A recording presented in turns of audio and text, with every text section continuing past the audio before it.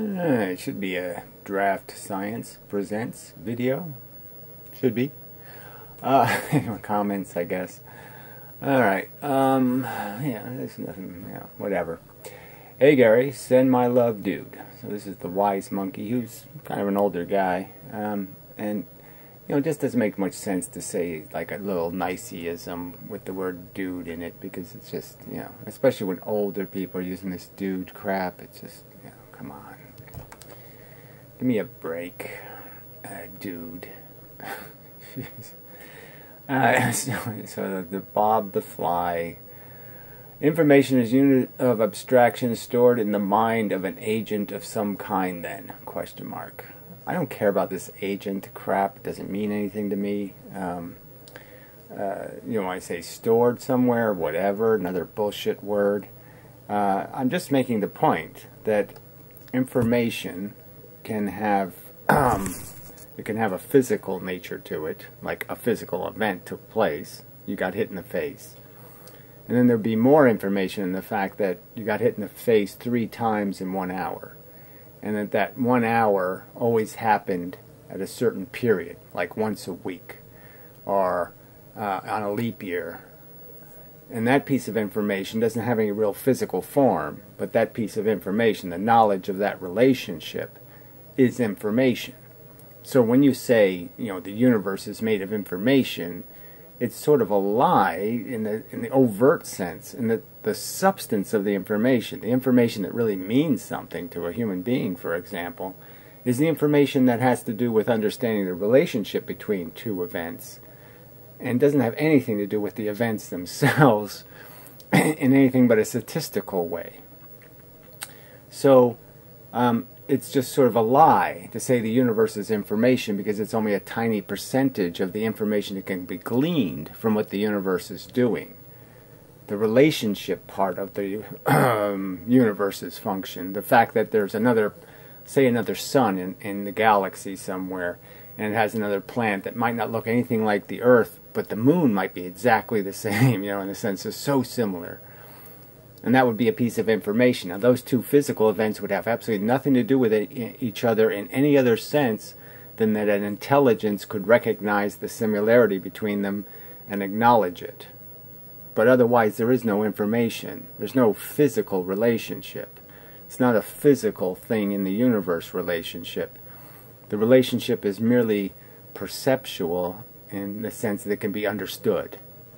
So I'm just saying that using the word information just breaks the word information. So if you want to use it, it's like using the word wave to describe a photon. It's just a pile of crap. It's just inarticulate. It's baby talk. It's non-exact. It's breaking the functional use of words. So go ahead, break some more vocabulary, because you have to, for some reason, escape cause and effect, or the word history, and instead have to replace it with some stupid, idiotic word that has nothing to do with what it is. And that's all you're doing. You're using semantics, to pretty something up, to propagandize. Not because you want to make it better understood. You're not making it better understood. You're making it less understandable, because it's just not the right word to use. The word already has a meaning, and the meaning can't be applied to physical functions without narrowing the definition of the word, and narrowing it in a way that destroys the meaning of the word, because the substance of what is information to human beings is information that has nothing to do with physical relationships. That is, relationships that have anything to do with, the sun radiates light and the light hits us. No, the relationships we understand, the ones that are valuable to us, are completely conceptual, and they don't have direct lines tying two events together. Well, I've already stated it. It's just go ahead, break language, fuck you. That's all I have to say. That commenter is idiotic for blaming SJWs for idiocracy. Well, frankly, no, the idiocracy is coming from the two extremes, okay? The fucking ignorant cunt poor and the disgusting grotesque rich. Okay, the far left and the far right are both enemies to anybody rational. So understand that. Now, I will argue that Republicans are always wrong, okay, where Democrats are only wrong 70% of the time. So with a Republican, you're guaranteed to be doing something evil if you vote for Republican, because they never have a good idea. Every single idea is about being a selfish cunt. Every single idea they have has a catch to it, where they make a profit, okay? Where liberals, some of them are idealistic, totally unrealistic, but they're well motivated. All right, he has no good reason to think idiocracy is because of genetics. Well, obviously I'm saying that genetics is so irrelevant. Again, you don't have to be very smart to figure out there's no God. You don't have to be very well educated. You just have to not be a complete asshole, sucker, jackass, bigot, frankly. Mommy was always right, so I have to believe what Mommy believed, or whatever that bullshit is. I'm an Iranian, I have to be a Muslim. You know, that kind of crap. You know, whatever that bullshit is. You don't have to be very smart to step over that duty and not be trapped by some kind of notion that, oh, I have to uphold the family traditions of being an idiot. So anyway, it doesn't take much intelligence to be decent. It doesn't take much, again, you don't have to be insanely intelligent to be thoughtful, to do good experiments, to invent, to do all this stuff. You don't need genetic capacity, all right? You need to be raised by civilized people who create in you enough discipline to realize you can't just eat cake all day. You know, you have to have some vegetables. You have to do all this. You know, some kind of rational discipline has to be. You have to be trained, okay, to be a functional human and to realize, oh, I have to do my. You know, I have to do my share of the work. I have to make my contribution. I can't just sit on the couch and let other people be my slave. You know, it doesn't take much intelligence. But even if it was genetic, well, whatever. You should be arguing that right-wingers shouldn't be having kids. Well, obviously, it depends on what right-wingers you're talking about, right? I mean, highly educated of the right genetic form, well, they should have kids then if you believe there's a genetic component that matters. Obviously, I'm saying there is no genetic component that matters. Given the fact that the right wing is full of anti-intellectuals. Well, the fact that they're anti-intellectual doesn't mean that they're dumb. It means that they're fascists. Okay, so there's a difference. They want people controllable. That's why they're for religion. They want to keep people stupid and chasing their own tails so they don't realize they're being cheated. He would not be called a Nazi for making that argument. Well, I'm pretty sure he would be, so I don't think he did a great job of adding any useful context to the conversation. I'm just going to clearly argue that people who think the problem is a genetic one are so far off. You know, I mean, they're just totally missing the failure. And the failure is in the horrible way we maturate humans. Gary, if you are, I mean, we reward them for being bullies, for being kicking soccer balls, all that. Yeah, and we totally disincentivize intelligence. It's just, and it's really quite overt. The message is sent, especially to women. Don't use your brain. It's just about your breast and your pussy. You know, I mean, the signals are sent so loud and clear. All right. If you're so sure you have a good understanding of climate change, well, I don't think you. What's a good understanding? You know, I just say anybody who's denying it is denying the evolution of the planet, essentially, in the sense that, okay, now you think oil in the ground came from some magical place, you know, that it's not actually the carbon that was in the environment at one time, you know.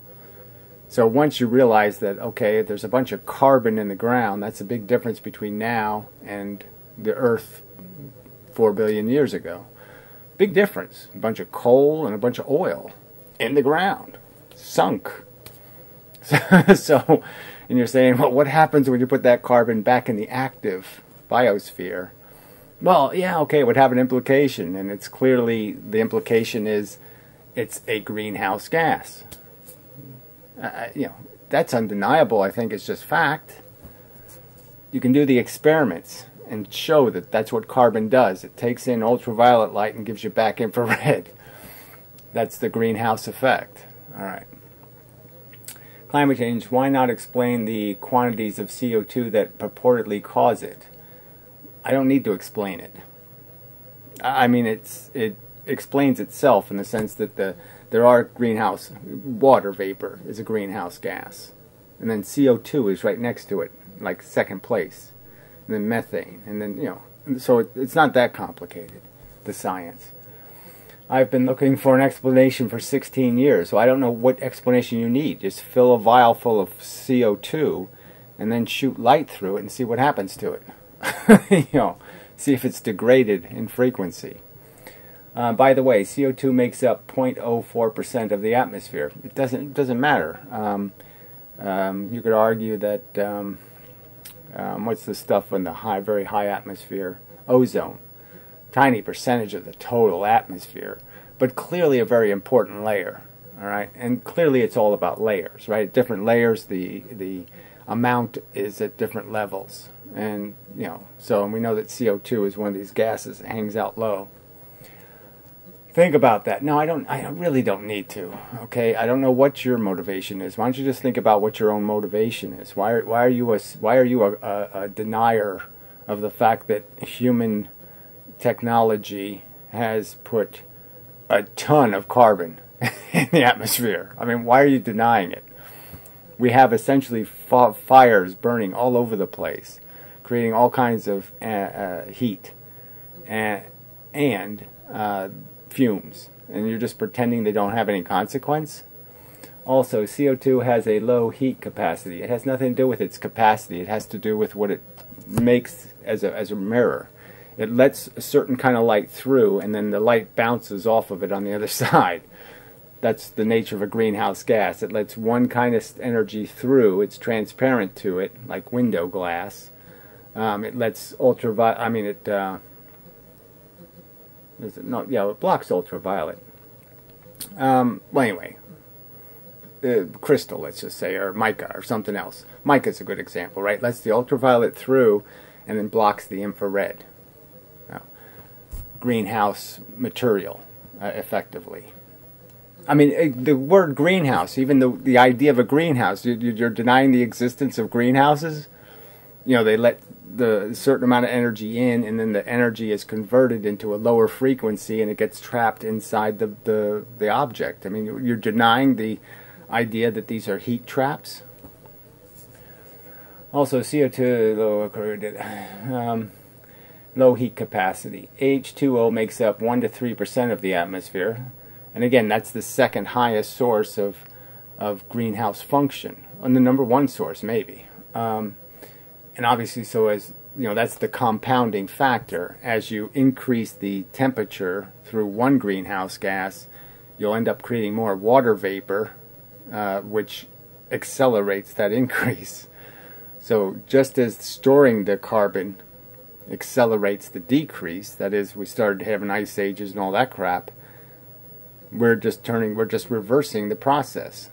I mean, the overall planet was getting colder and colder and colder and colder and colder because we're putting more and more carbon into the ground, right? And now we've changed that process. So 300 million years of Earth evolution, we've reversed. All right, of the atmosphere, it is always a liquid, never a gas. Well, it's no point in saying it's never a gas because it's a vapor. And H2O has a high heat capacity. Again, it really doesn't matter what capacity you're talking about. You're talking about whether it has a greenhouse effect, whether it's like a piece of plastic. Can you explain how 1/20th of 1% of the atmosphere from a thermally inert gas drives the temperature? Yeah, it just doesn't matter. See, you have equilibrium, and then if all you do is change one tiny, 1 atom per million or 1 atom per billion, and make it take in more energy than it lets out, and you're automatically going to lose your equilibrium. So I mean, that's the rule of it. There's no, it's not complicated. Again, you think it matters how much ink I put into water? I mean, you know, the ink, as I could put ink in water, and the percentage is 1 part per million, and yet the water's not even transparent anymore. So, you know, I mean, obviously you can have a tiny percentage of something. I can put a tiny percentage of certain neurotoxins in a reservoir, and I can pollute all the water. I mean, yeah. You should be able to understand that. Well, this is a complex subject, this whole comment stream, but I guess I'll read some of it. So this is the Robert Ritchie guy. I don't think he really follows along as to what the simple experiment is. And so he's providing an answer that's really not related to the subject, but here we go. Let's try. Gary, I can answer your radar experiment. Yeah, whatever. Now that you explained there are 2 radar guns. Yes. Short answer is there will be jamming. Well, so why don't you just leave it at that? You know, longer answer is when you combine 2 frequency sources, you are invoking hyperdyne action. Well, there's no point in calling it something else. So this whole thing, this hyperdyne action, heterodyne action, this goes back to like the Morse code days. And so the idea would be is that you artificially create a frequency. So say you want to hear, okay, the Morse code, and somebody's sending it in some frequency that you can't, it's not audible. Either it's too low a frequency or it's too high a frequency, and it's not an audible frequency. You can't just pump it into the speakers and hear it. Well, if you put in a secondary frequency, you know, and the frequency you want is here, and you put another frequency in, the 2 frequencies will mix, and you'll end up with a leftover. Okay, this little one over here. Okay, a difference. And that difference can be 10,000 hertz, which you could hear. So it'll be in a range that you can hear. So by putting in an artificial frequency and then tuning to the one you can hear as the difference of when the 2 combine, you know, the 2 overlap in phase, then you can hear that you're receiving it. Because the only way that signal can be strong is this signal has to be as strong as this signal, or whatever the strength of this signal is, will be how loud the crossover is, the little crossover frequency. So you can tell when you're detecting the frequency because you can just pump it right to a speaker and hear it. So, but yes, it's the same principle that I'm talking about. Is the fact is that the antenna can't tell what's hitting it. It can't distinguish. It just knows it's getting hit. So if you both throw snowballs at the snowman or at the same time, how else to say it? There's no way to detect. It just feels like one snowball, an amount of voltage at that moment. There's no signal. And when you are trying to receive a signal that's like 1 second, 1 second, 1 second, 1 second, 1 second, and then somebody else is throwing him out of phase, then all it's going to know is half second, half second, half second, half second. It's not going to be able to see the 1 second hits anymore. Even though the 2 signals are 1 second hits, all it's going to get is half second hits. Alright. This causes 4 frequencies to be produced. Well, 4 are 2. Depending on how you look at it. These are the frequencies of each radar gun. Call them A and B, so you get A and B plus A and B minus, yes, I'm just saying that you get the little leftover bits. I have a very good knowledge in this area and have carried out this actual experiment not at modern radio frequencies, but lower UHF frequencies. I'm just saying that this, look, the principle is so simple that an idiot can understand it. I'm just saying the antenna is dumb. The antenna is only going to create an electrical signal based on hitting it. Okay, so it can't, if you hit it out of phase with 2 of the same frequencies, it's not going to be able to see these frequencies. It's just going to see the result of the two hits. All right. Carry out this extra, but not modern radar. Blah, blah. So yes, the radar will be jammed. Well, yes, it's jammed in the sense that you can't distinguish the original frequency because it's now hidden in a higher frequency, and there's no way to extract it unless you have a directional antenna. The jamming will be more effective and closer to two radar gun frequencies are. So the other catch is the polarization thing. So the only way you could make it so you can see one and not the other is to change the polarization, and the radar gun allows you to change the polarization. So you can keep the two frequencies distinct in the sense that you'll still be able to detect the individual frequencies because of their polarization.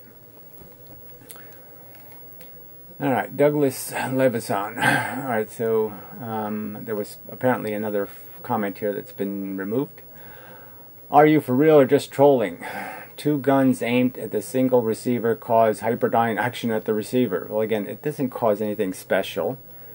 It just means that the two frequencies are hitting the antenna in such a way, and the antenna is dumb. The antenna will not keep them distinct signals. It will create a new combined signal.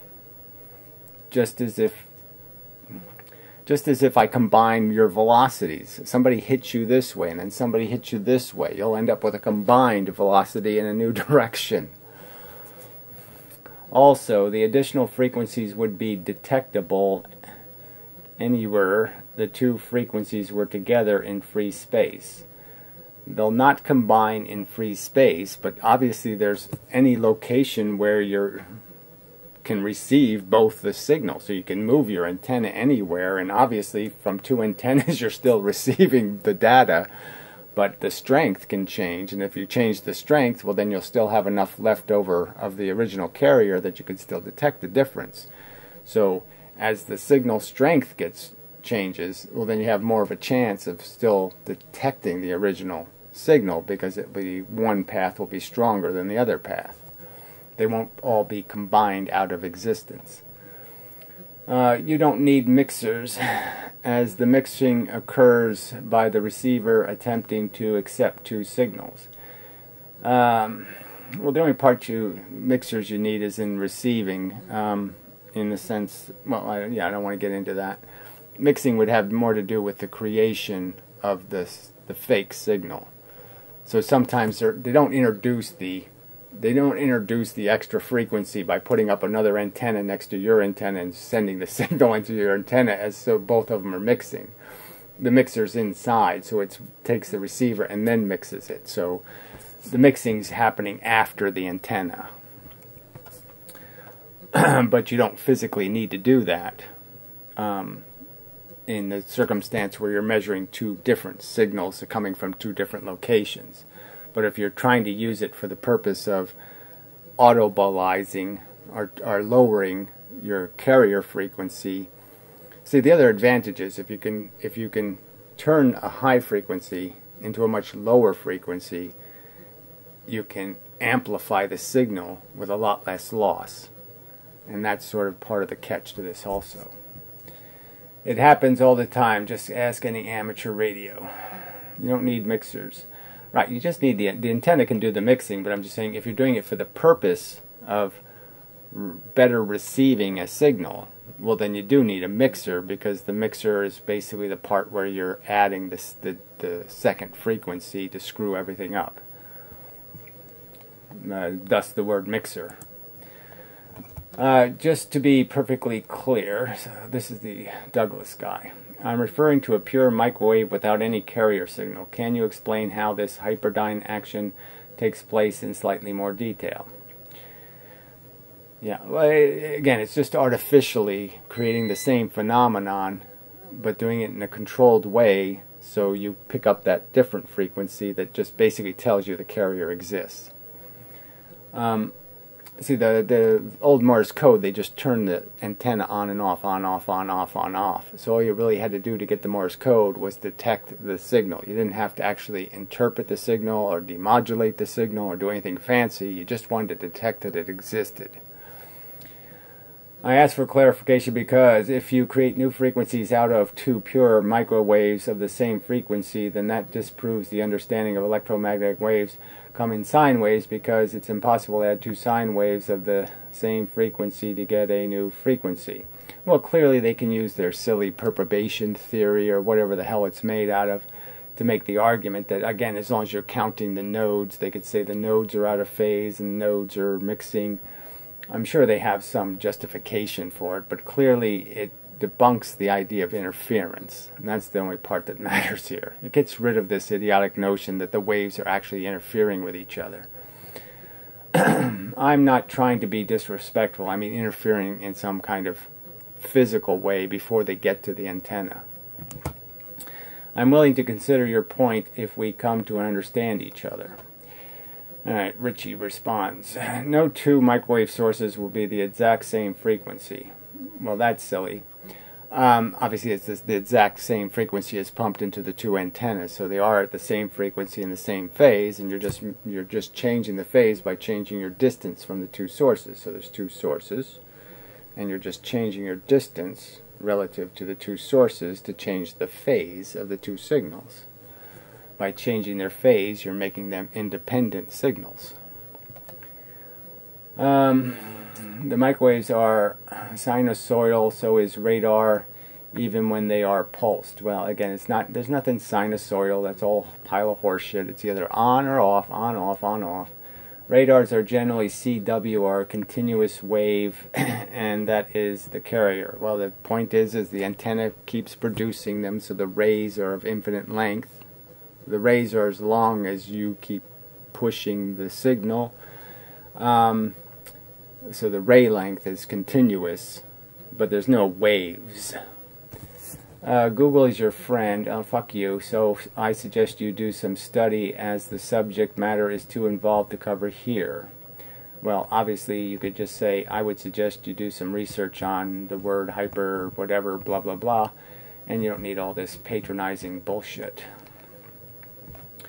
So Douglas says, okay, thanks for the reply, I'll leave you alone. However, it is Gary's claim that microwaves are not sinusoidal. Well, that's damn for sure. On, off, node, no node. No, they're clearly, the whole point of measuring the frequency is you're measuring the on, and then there's nothing, and then there's on, and then there's nothing. I mean, clearly that's what a frequency is. And the experiment was his proposal to vindicate that claim. No, my claim is that they're not the fucking waves. The photons are not interfering in free space. That's my claim. Photon plus photon does not equal no photon. That's a pile of crap. Clearly, if there's any magic to these photons, you might be able to get away with this stupid idea that it Huygens and then there's a wave function and the single photon interferes with itself. We'll go ahead with that wacky theory. But you can't do both theories. You can't have it both ways. I don't need the Huygens. I don't need to change it into a wave function. The photons will bounce off of each other. When we know we can't do that, we know we can't shoot two lasers into each other and have the photons bounce off of each other, so this is just horse shit as a theory. Alright, and then Robert says, actually you're 100% right about new frequencies being created if the two signals are different frequencies. No, the point is if they're out of phase, the same difference. Two different frequency and out of phase is exactly the same thing. There's really no difference. You can have the same frequency out of phase and it does just as much damage as having two different frequencies mixing. It's just about having on-offs that aren't happening at the same time. So one thing is saying on, the other one's saying off, the other one's saying on, this one's saying off. And when they're doing it irregularly, okay, that's not a consistent frequency and it can't be tuned. Tuners need there to be a consistent pattern. They can't have a pattern that keeps changing. Sorry, I should have given more thought into what you were saying. Okay, if I'm not mistaken though, from frequency AB you get frequency AB divided by 2 and AB divided by 2, well, you get beat frequencies, which, I don't want to, beats get into a whole bunch of complex constructive, destructive interference over time, and, whether it's reflections or not, so I don't want to get into all that. All right, again, I want to reiterate that Gary, who says microwaves are not sinusoidal, right, it's just totally useless to any. The sinusoidal is just a made-up way of looking at it, seeing it. It's the way they've drawn it. Has nothing to do with what it does in a circuit, which is clump, no clump, clump, no clump, clump, no clump. If you do claim that form frequencies A plus, there's no like half of a photon, there's no like, oh, I'm almost turning on, I'm halfway turned on, I'm sort of turned on, oh, I'm on, and now, oh, I'm getting lower, I'm getting weaker, I'm getting weaker. Photons don't get stronger and then weaker, and then stronger than weaker. All of that sinusoidal crap is just an artifact of their way of drawing it. It has nothing to do with what it actually does in reality. Oscilloscopes don't show you what photons look like. Okay, they show you a synthesis, an average of what a photon could look like as an average, but it has nothing to do with what it really is. Oh, another James comment. Gary, thanks for considering my theoretical thinking on water. I guess I caught you with a question out of your wheelhouse. Well, whatever. Whatever. Nevertheless, your instincts are pretty good. Well, I don't know, instincts, whatever. Hydrogen bonds between water molecules are very different from other bonds. I don't know if they're very different. They're, but whatever. And understanding this difference is essential to understanding what is called the abnormalities of water. Well, the key is anything that mixes with hydrogen is always going to be interesting, right? Because the hydrogen is going to leave its proton butt sticking out. Right? I mean, technically, the hydrogen atom doesn't have, if it's bound to something with its electron, then it's obviously got a proton sitting out there just saying, kick me. Fail to explain. Your understanding of the shape of the atom is slightly off. Carbon, nitrogen, oxygen, fluorine, and neon have an underlying, trichohedron to their structure, as explained by VSPR theory. Well, I don't care about that. Carbon is not flat. I just meant that, flat-er, I could say. I can use different words. Flat-er. It is a tetrahedron with 4 singular bonding electrons in its outer shell. Yes, but whether it's a spherical tetrahedron is another question. I mean, a symmetrical one. Oxygen is perfectly imbalanced in that it has 2 singular bonding electrons and 2 non-bonding. Well, my understanding is electrons have, end up being like a hexagon or whatever. They got pairs of electrons, so they can bond the pairs fairly easily. But anyway, it is a perfect lopsidedness of oxygen that causes it to be polar. This hints to the extensibility that makes H2O so unique with respect to its relationship to energy, and itself is related to its elasticity. So again, unique, all this, look, obviously water is something we play with all the time, so any molecule that happens to be in our environment and non-toxic and abundant is obviously going to be very interesting to us if it's singing and dancing. But I'm just saying there's a ton of compounds that do insanely wacky crap. So I just don't see any point in saying it's unique. Yeah, that's sort of bullshit. There's lots of substances that do lots of weird shit. So it's just that it's not in our environment. It's hard to maintain. It doesn't stay, it oxidizes quickly in our atmosphere. It does something, I'm just saying it just doesn't, it's not in our environment, so we don't pay much attention. Current theory made an error, and this error prevents current academic scientists from understanding elasticity of H2O. Well, it says you. As I've pointed out, I really haven't. I'm doing the nuclear physics part. I really haven't I've only mentioned that, yes, chemistry is incredibly important in the sense that, all of this stuff comes to fruition when you start combining these atoms. And I'm arguing that the atoms, no way these electrons are spinning around. None of this crap is happening that they make it into. These are really stable relationships that the atoms get into. And the bonding is very overt. The electron is literally shared, and it's shared continuously. Okay, but that's a whole subject. I'm just not, I can't do everything at once. So, I'm just not going to waste a whole lot of time going through all the geometry of all the atomic structure. But I'm sure there have been people that have done it, and you're just saying they got it wrong. Well, I can't say that. You might be able to say that, but I'm not sure you're right. And clearly, you don't have much credibility in my book just because you think it's a bizarre idea, okay, that human activity has damaged the environment, damaged the atmosphere, when it seems quite obvious. All right, why are you having a battle of wits with unarmed opponents? So that's Robert Ritchie again. There's just no point in this kind of rhetoric.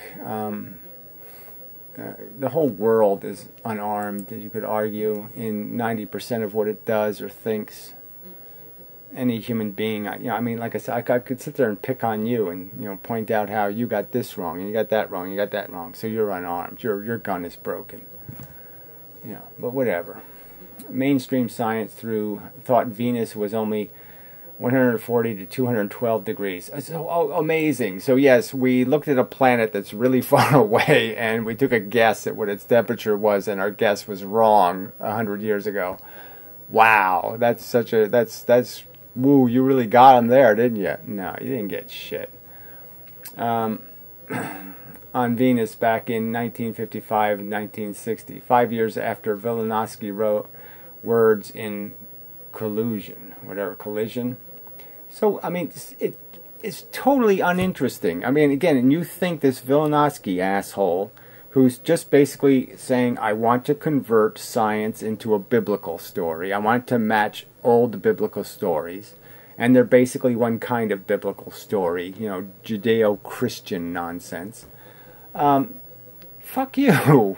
It's just this rationalizing, religiousizing science. It's just silly. Venus turned out to be 600 to 800 degrees with Mariner probes. Right, and you're saying that nobody else guessed that the temperature might have been higher, or nobody guessed that the temperature might have been lower. I'm sure there was plenty of other people that also said, no, I think it's got to be higher than 212 degrees. Based on spectrum analysis or something else. You're just so full of shit.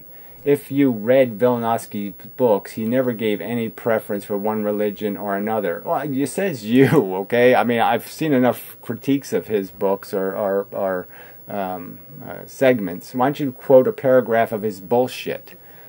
Why don't you find the most rational paragraph he wrote and quote it? Because I'm sure it won't be very rational.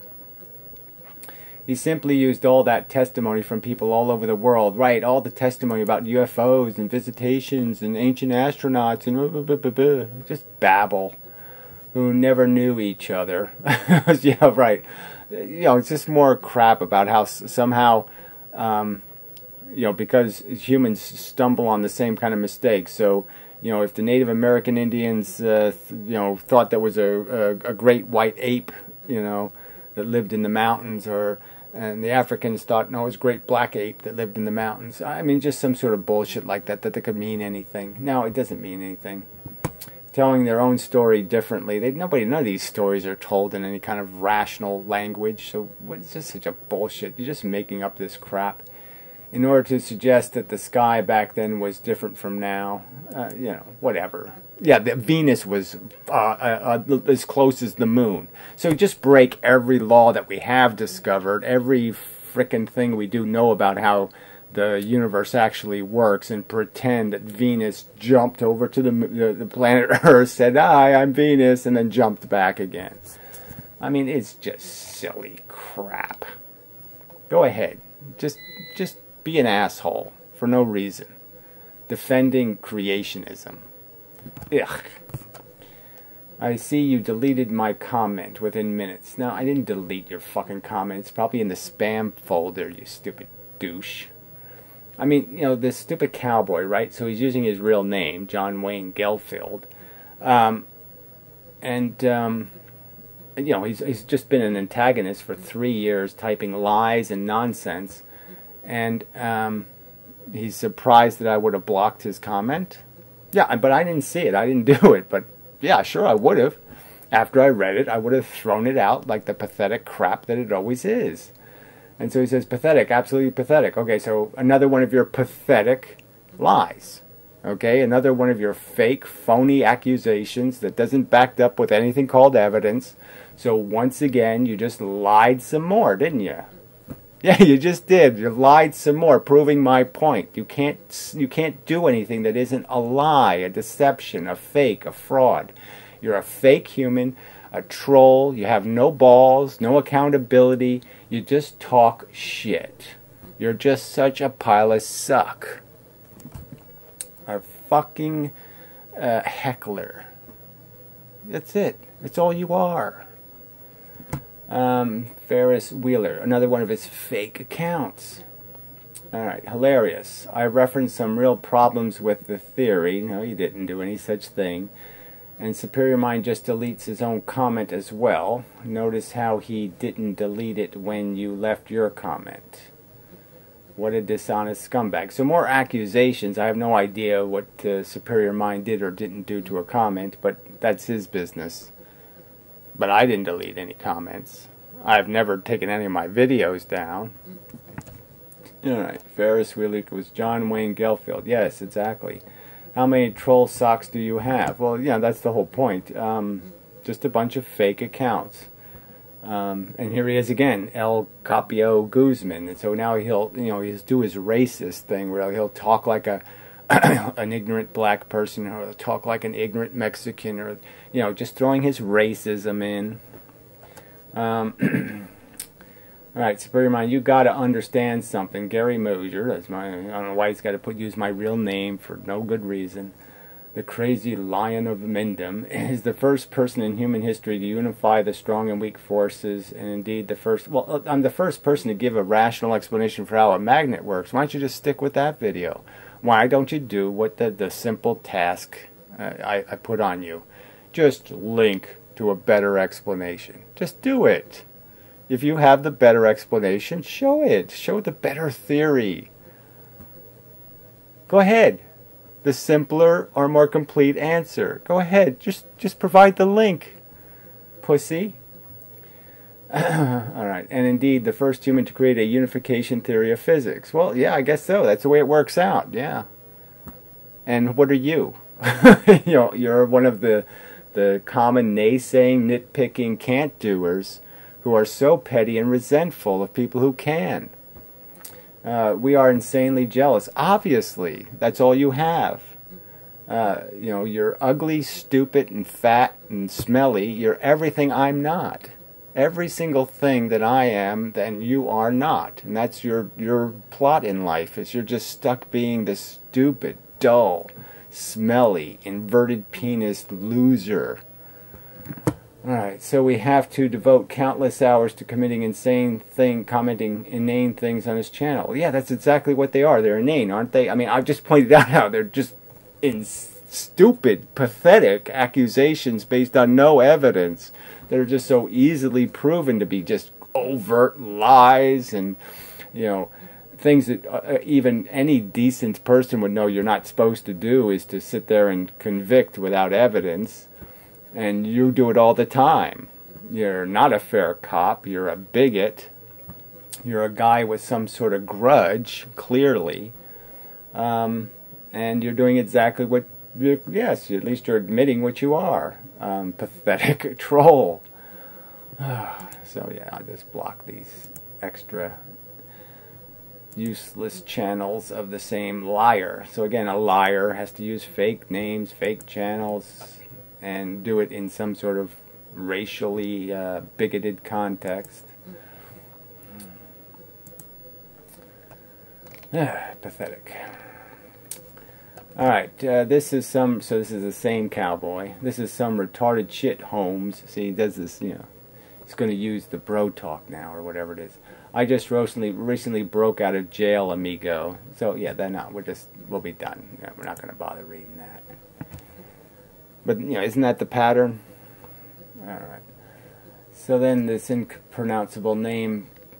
The Damascus bar has Newtonian ring-like pattern on it. Why? Well, it's not really a Newtonian ring-like pattern.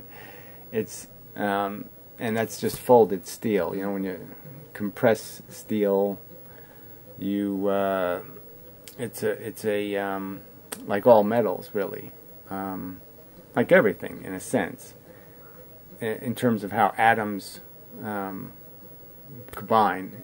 There's a geometry to it. So it's like a crystal. It's like crystal. So as it's put together, it crystallizes as you cool it. And so all that you're really seeing is the fact that you're taking that crystalline pattern and warping it, bending it, twisting it by compressing it, you know, using pressure. And so they put a little bit of acid on it, and then you can see the pattern of the compressions. But it has nothing to do with Newton's rings. Alright, he didn't invent electricity. So this is the Tesla video. I mean, these Tesla nuts are so hilarious. So he didn't invent electricity. And he says, oh shit, really? Who did then? So the guy's stupid. He's so stupid, this Milky Way guy, that he doesn't know the distinction that Tesla, his focus was AC electricity, not electricity. Yes, and electricity was invented, in a sense, you could say, by Benjamin Franklin, but I mean, obviously a ton of people had discovered electricity, and the person, you know, who first mastered it, or who first put it in a battery, or who first did what, to say who invented it. But nobody invented it. Not one person invented electricity. It's just silly. You don't invent it anyway, you discover it. So, man, you're fucking stupid. Alright, you call Jimmy Video propaganda garbage, and yes, and I explain why. I explain how he says things that just are not true. They're just lies. They're just idiotic notions in people's heads. They have nothing to do with actual facts or the actual history. But everything he says is backed up with real evidence. And I pointed out how it's not, so I don't know what else I can do. All I can do is point you to the right direction. I can't make you follow it, okay? You want to believe that Tesla did things he didn't do? Go ahead and believe that crap. But he didn't do any of those things you think he did, okay? He wasted millions of dollars not doing what he was paid to do, and basically just burning holes in the ground, because he had a theory that somehow he was going to be able to transmit electricity over a distance without it shorting out, which was just stupid. All right, you're just pulling random facts out of, well, at least they're facts, okay? Unlike Jimmy, I'm at least dealing with facts. Now, you want to call them random? I don't care. But at least they're facts, asshole. That someone told you. Well, whether somebody told me the facts or not, it doesn't matter because they're facts. So, ha ha ha, you lose. And you believe for so long. Yes, that's right. Like I say, the historical record isn't that hard to find. And again, if Tesla was so brilliant, why did he spend the last 40 years of his life accomplishing absolutely nothing? Trying to sell a death ray to the world. Now you don't want to admit that what you believe for all your life is wrong. Yeah, well, whatever. That's just more nonsense, okay, asshole? I mean, clearly I haven't believed most of this stuff on this channel all of my life, or I wouldn't have bothered. I would have made the channel when I was 10 years old if I had all the answers back then. I have the answers now because I spent 7 years looking for them, jackass. Oh, pathetic. Oh, brilliant. Wow, what a moron. Oh, yes, you really proved your point there, didn't you, fella? I mean, nobody could type that on a video and be wrong about it, could they? And again, in defense of the religion, the electric universe people. They're so articulate. Religious kooks. Superior mind. Looks like Pirro has less interest in analyzing actual theory and almost exclusive interest in indulging in social instincts. No, he just has the interest in trying to take the edge off the truth by pretending he can subjectify it. So he wants to say it's about my interpretation of the picture, not what the picture is. You know, somehow the truth is in interpretation, when no, the truth is in what is it actually a picture of. So because you could take a rhinoceros and smush it until it looks like an apple. Okay, you know, so you can make a rhinoceros look like an apple. Well, you can do that, but you're cheating the truth if you pretend when you're selling the apple that it's not made out of rhinoceros. And that's all he's doing. He's just trying to force the truth into a subjective thing. So if we can turn everything, if we can put all the facts into subjective fog, then we can make the facts go away. We don't have to live with any of them. So yeah, it's just pussy bullshit. For me, finding the right answer is more important than feelings. Yeah, clearly. And so the cowboy chimes in. If you find a way to think about anything without experiencing some emotion, let us know about it. That wasn't his argument. The argument is whether smart people know that their emotional reaction doesn't have shit to do with what the truth is. Okay, the fact that they're scared of snakes, for example, doesn't mean snakes are evil. Because something gives them the creeps. Or if they find a smell repulsive, they can't just say, oh, that means the thing producing the smell is bad. No, it's just, I have a problem with it. That's my problem. It's not the thing's problem. It's my problem. That's what intelligence was do with that information. You can do both, but if emotion begins to interfere with important ideas, I'm personally not in favor of that. Yes, well, clearly the emotional information is useless, really, in investigation. It just won't do you any good, because it's really always going to be about the thoughtful understanding of the only context that matters is the grouping of the facts, and your personal emotions are always just going to get in the way. I mean, better to live without them. Alright, should science only embrace atheism? Well, of course, idiot. You're not doing science if you're believing in religion. You've broken the fact chain. Okay, so it's just a point that we have in fact discovered the origin of the species. We have in fact discovered a process that created the human beings, and it's undeniable in terms of the bulk of the evidence. And there's absolutely no reason to believe in a fairy tale. There's absolutely no reason to think it's a reliable source, human imagination, because it's not. And there's absolutely no evidence of any supernatural function anywhere. So there's absolutely no reason to believe Bugs Bunny exists or Jehovah. It would be an insidious way to create your own religious group think in that regard. Fuck you until you're dead. It's a stupid comment. A retarded, unevidenced dogma, faith, is anti-intelligent by definition. Belief without reason. Forget it. You're done.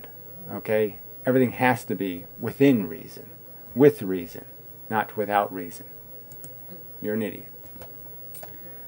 Let's see. What a moron. Can't watch anymore. Well, who cares? Lung Zung. Ugly, stupid-looking icon. Retard. And again, no fucking argument. Okay? I mean, any retard can type crap and put little stupid symbols after it that aren't even coherent. A bell? This incomprehensible box? And bell! Exclamation point. And that's supposed to mean something to anybody. Now, you're a dumb fuck. Jesus Christ. A retarded dumb fuck. So, I think that's it for the comments. Useless tripe. So, nobody able to link to any good documentation of the truth, the real theory of quantum mechanics. Nobody capable of explaining why, the wave pattern in the single slit doesn't match, and the one with the multi-slits doesn't match. No one wishes to explain why the photons are round or squares. Nobody wishes to explain whether photons interfere with themselves or whether they can interfere with each other. No one wishes to explain how, what's a bent space? What's that? What's a virtual photon? How does it work? No. All just crap. Alright, so, oh yeah, spam folder, go there. And hopefully, yes, his comments are still there. Oh, aren't we so lucky? Alright, Science Forum banned IP. Okay, I think we already did that one. Alright, so this is the cowboy, of course. You are 100% a liar and hypocrite. So, again, quote me, and then you can make accusations, but obviously you're too much of a pussy to do that. You fail to grasp the basic geometry and call any math that doesn't support your BS rigged math. Well, why don't you just prove that? I mean, I'm just saying, okay, I say that Einstein just declaring photons twice as affected by gravity than any other particle in the universe is just rigged math. Yeah, that's just a bullshit. There's no reason to do that. There's no reason to believe it's true. There's no reasoning. So why don't you just provide me the reasoning? You change others' arguments to make yourself look good. Go ahead, prove it. Indicate it. Where? Where did I change somebody else's argument? I'm arguing with conventional physics. I play their videos. I don't quote mine their video. I play their whole video. So, I mean, how much of a pussy are you? I mean, why don't you have somebody do exactly to my videos what I do to other people's videos? That is, honestly play them and honestly reply to what was stated in the video. Well, why can't you give me the same benefits? Fuck shit. Alright, you evidence mine. Exactly, how do I do that? By playing the whole video. Oh, okay. The lunar raging experiment, and throw out whatever conclusion you don't like. I didn't throw out any of it. What is, again, with this lunar experiment? Where's there any dispute? What have I stated that you think is untrue?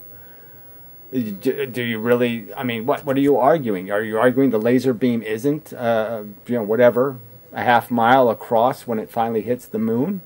Are you arguing is something else is the truth? Are you that retarded? Even when it was already explained to you why the spot size on the moon is too small. Again, it's just idiotic.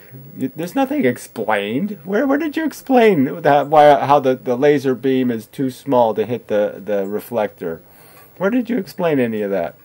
And that it doesn't matter where it hits it, on the edge of the beam or on the middle of the beam or on this end. This couldn't possibly make a difference because all they're doing is measuring the time, and the time is always going to be a straight line from the reflector, idiot. Doesn't matter which part of the beam hits the reflector. It's always going to be straight lines to and straight line back, asshole. God, that's already been explained to you, retard. And you deleted the counter. That's a lie. I didn't delete any counter arguments without replying to them. That's just a lie.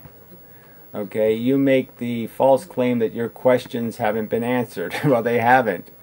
Again, you don't think, like, even if I did delete your comment, that you can't post it somewhere and link to it?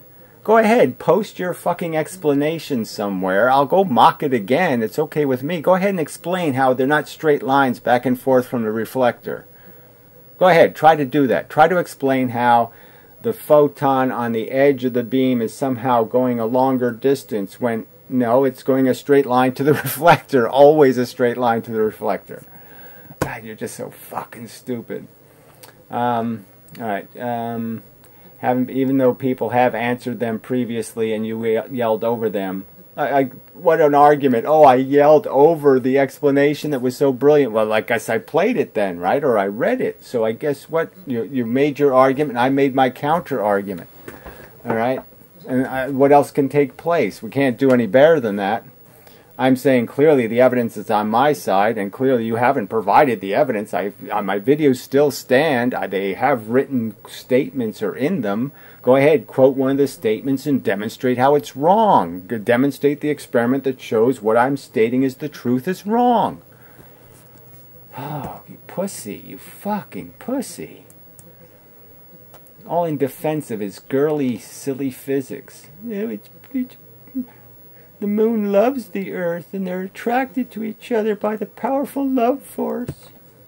Anyway, is this really what it come to? It's come to. You're replying to a nearly 3-year-old video. I stayed right in the beginning of the video. Shall I play the video again where I state right in the beginning of the video? It's a 2-year-old video. Because Piro hasn't made a physics video in at least 2 years. I mean, if you want to show me the video where Piro does some actual physics, okay, then show it to me. But he hasn't argued anything. He's just said everybody else is wrong, I'm right. He hasn't done any arguing where he actually talks about a subject. Not that I remember. It's certainly not in the title of any of his videos. So if you can show me a more recent video where Piro actually makes a physical assertion, where he actually talks about real physics, fine, show me that video. Dude, maybe the reason nobody wants to talk to you anymore, again, it's not about talking to me anymore, it's about being able to make an argument. I'm just saying as my arguments get stronger and stronger, clearly their inhibition to make an argument gets weaker and weaker, because they know I'm going to point out how, well, that's bullshit. Like Hoffelade bringing up Stern Gerlach like it somehow means something. Is because, A, you're belligerent as hell and haven't a clue how to comport yourself. This is coming from this fucking piece of crap. In any decent manner resembling anything close to an intellectual that wants to have intellectual discussions with other people. Well, it's just more lies. So nowhere do I throw any first punches, so that's just a lie. And I'm perfectly willing. And again, even if that was a legitimate argument, it certainly wouldn't put me off. It wouldn't stop me from making response videos. It wouldn't stop me from making counter arguments to assholes. I mean, Ken Wheeler is obnoxiously rude, okay, to people he's afraid of. Okay, he'll pick on dead people and people who aren't going to be bothered to respond to him. But he's a complete coward. He's afraid of the real confrontation. So I'm just saying, where's your evidence that I have any of those fears? So all you're saying is you're too pussy. You can't make the argument.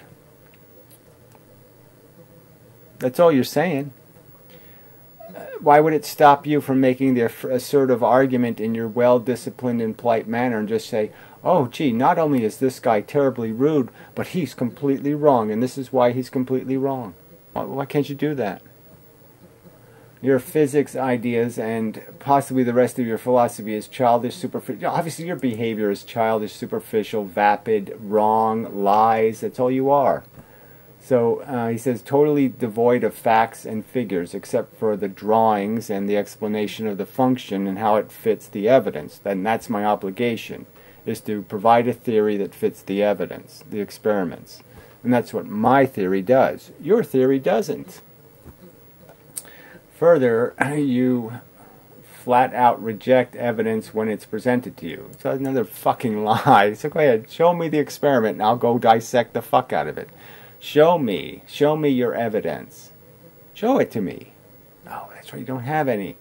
You cite water waves as an example of an experiment that has nothing to do with the topic at hand. How? How does that have nothing to do with it? There's a single aperture in water waves. Doesn't match what light does at all. There. There's more than one aperture in water waves. Doesn't match what light does at all. Light does, in fact, when there's multiple slits, does, in fact, project images to each location. Where's that not a truth? Where's your evidence that that isn't what happens? Liar. You're just a despicable liar. But you conveniently left out the part where the only reason anybody showed you that was you had stated water waves don't diffract. I'll keep stating it forever and ever, okay? If I poke, if I just take my fingers and poke still water, with 2 fingers, you'll get wave interference. I poke it with 1 finger, no wave interference. Fact. You know, but clearly, if the water waves go through a single slit and they're not already broken and diffracted, they'll go through the single slit and just come out as plain waves. That's just a fact. No diffraction. Literally every piece of evidence you have been shown to you similarly dismissed with some hand-wavy bullshit. Yeah, the hand-wavy bullshit is, obviously you're just cheating. I mean, if you can't do an honest experiment. I mean, if you think it's being honest to put nice slow waves into the double slit tank and then put waves that are 4 times the frequency into the single slit and say, I'm doing the same experiment. You're not saying that's a lie and a cheat? Oh, then you're a liar and cheater, quite obviously. If you can't see how that's not a controlled experiment, that's no way to do experiments. You don't change the variables for the experiment and then say, oh yeah, it's the same experiment. We're doing the same. We're testing them for the same thing by giving them a different test. You know, I mean, what kind of liar are you? It's like changing how high the high bar is, you know, and saying, oh yeah, you can jump over the 6-foot bar, but I get to jump over the 4-foot bar. All right, you refuse to learn what the actual math has to say about diffraction lines. Then he's calling them diffraction lines. Aren't they interference lines? And how the specific pattern matches up exactly with the wave equation. It doesn't match up exactly, of course, in photons, as pointed out. The pattern has nothing to do with the math. It's not a gradual on-off, and it should be. And clearly you don't have any reasoning to defend the double pattern. You don't have any explanation for why it's there. Diffie QS predicted, and instead you would rather argue a rectum-derived straw man about how no scientist has ever acknowledged the existence of the single slit pattern. Well, that's just a lie. Again, another one of your preposterous lies. I'm clearly pointing out how they might well acknowledge them. They're online. They can't miss them.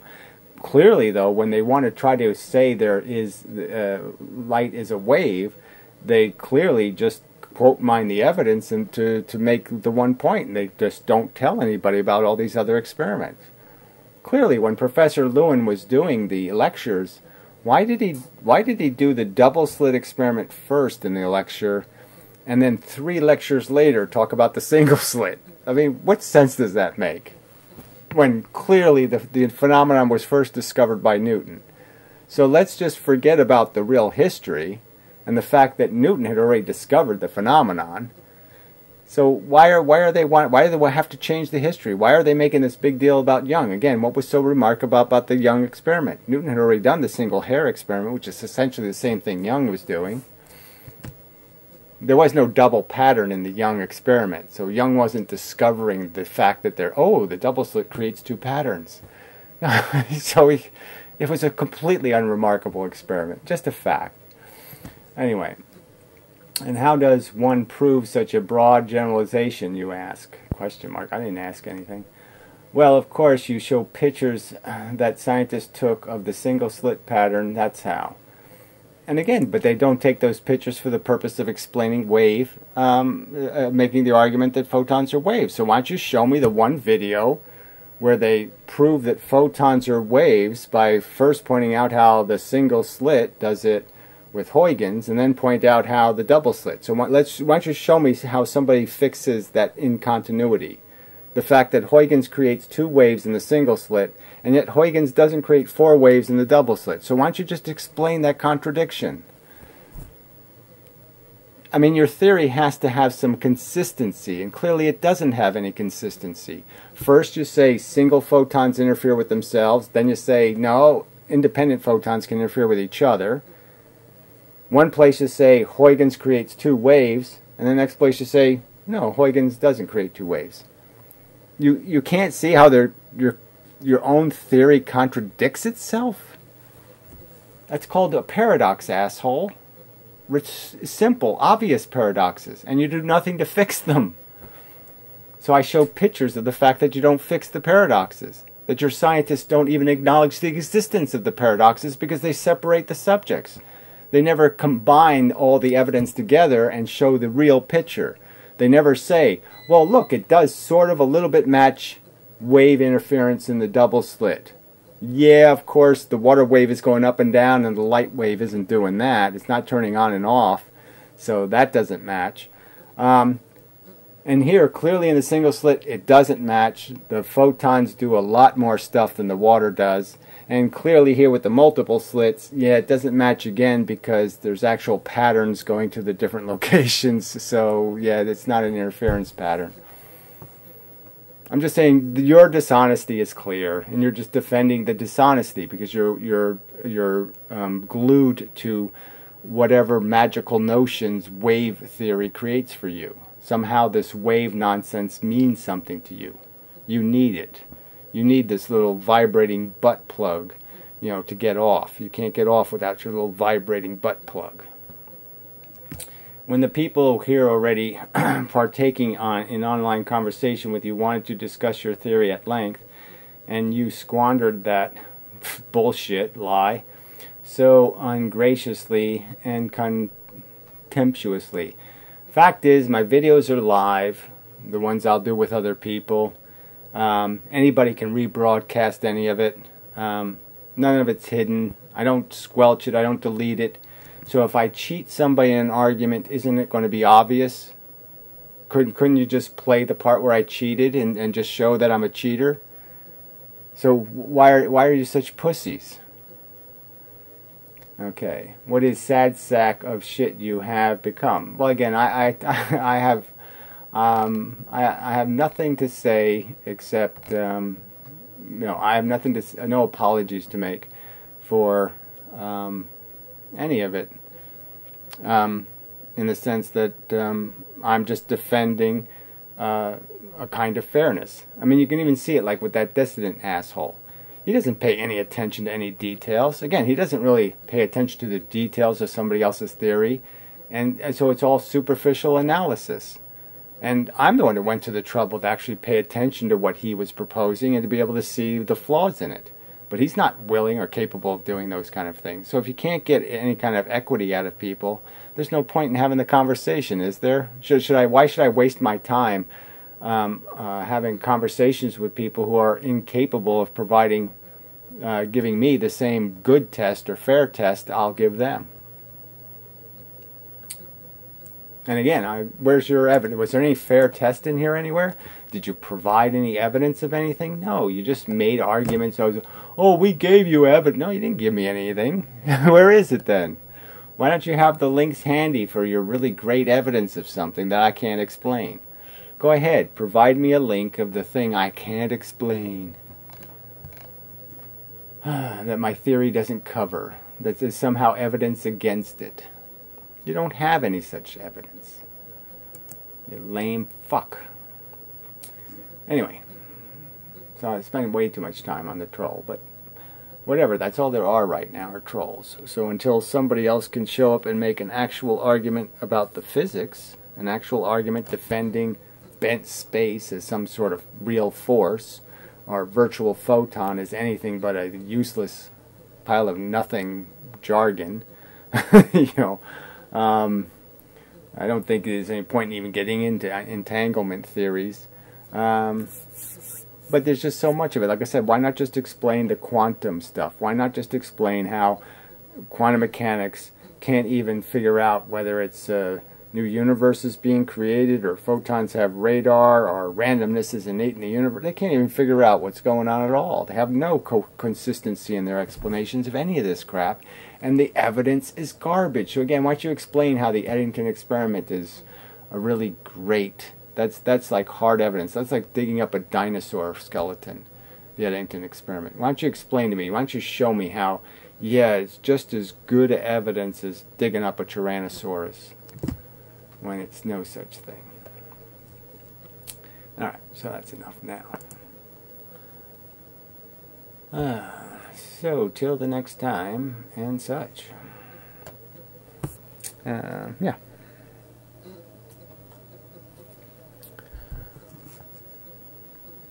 Oh, didn't turn off. I hope it didn't. Oh man, that would be really depressing.